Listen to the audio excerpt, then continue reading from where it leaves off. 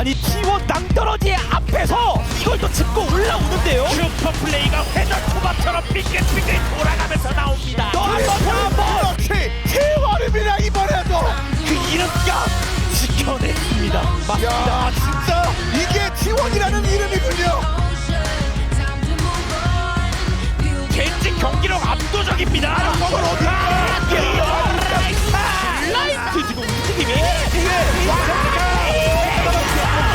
스틸 헝그리 아요 젠지 대왕 젠지 나만 T1. 들어가자 올라가자 돌돌.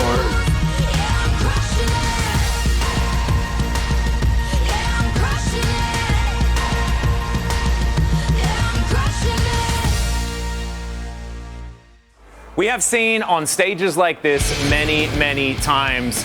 Head-to-head once again, this time, the only real difference is this bottom lane for Gen G. T1 still the same dominant force from before. Yeah, I mean, whoever wins, they get the final instantly. That's kind of crazy. They go to MSI. It's crazy. They'll be our first representatives, and this was, even though it did end with a T1 victory, a very surprising turn of events, right? For Gen G, I think it was a lot more cut and dry. They were clearly the better team. Life got the one win, but they weren't really able to stand up in either draft or in overall team fighting. Yeah, I mean, that's why I feel like, especially for Gen G against Life, that's how I feel. It was like almost like 4-0, and T1 series was like, it was really, really close. But the GOAT is still in this mid lane, but now he's up against Chovy, who has redefined his playstyle a little bit, gentlemen. Do you feel like Chovy's evolution is going to be enough to take down the GOAT? I think that Chovy is actually playing a lot more similar than Faker, whereas previously we had a very big gap in these two players, their playstyle, right? Where Faker was very focused on playmaking, and Chovy was much more of a lane-centric 1v1 side lane type player. That isn't really how the current meta shapes up, right? I think picks like the Cassante are a great example, but Faker, most notably on his Gragas, the one who brought it back as well, has not been about getting high resources. It has been about just making the big plays. And he was one of the pivotal turning points in that final game in KT, where they were down a couple of K gold. He was able to find a couple of key catches.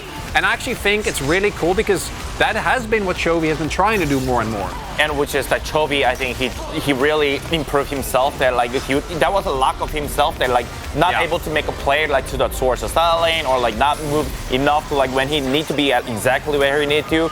It's just like he fixed. Like he improved like so much, like where he need to be at the map. Like he also be able to like inform like a top lane, jungle, like even bottom. Like that's why like everyone's be able to carry like from the team, like Peanut, Pace, like Dilla, even Doran, like some game. Like that's why I think the exact reason why Gen G got even stronger. And that brings us to the bottom side matchup, Gumayusi versus Paze. Paze, of course, in his debut year being able to get the most kills in a regular season. Absolutely incredible stat. This guy is, he's amazing, but he's up against Gumayusi, who has, I think, really improved himself. Yeah, when the clutch really comes down, I think Guma has been incredible throughout like many a tournament now, right? Like last Worlds, he was one of the most consistent factors as well. And it's really such a stark improvement for what we saw last year at him when he was at MSI and he was kind of struggling. I think he's really leveled himself up. And as good as the Lies and Pace have been, it's Guma and Carrier, right? Like, this is, without a shadow of a doubt, the best bot lane that we do have in the LCK. And I do think that Gen G haven't really been tested in the bot lane department in their recent series. And that is where I'd expect them to struggle today, because I think that Pace and the Light have performed admirably, but if they can't get these leads, right, if they can't get kills like this, I do think that the team can struggle because they play very heavily towards that bot side.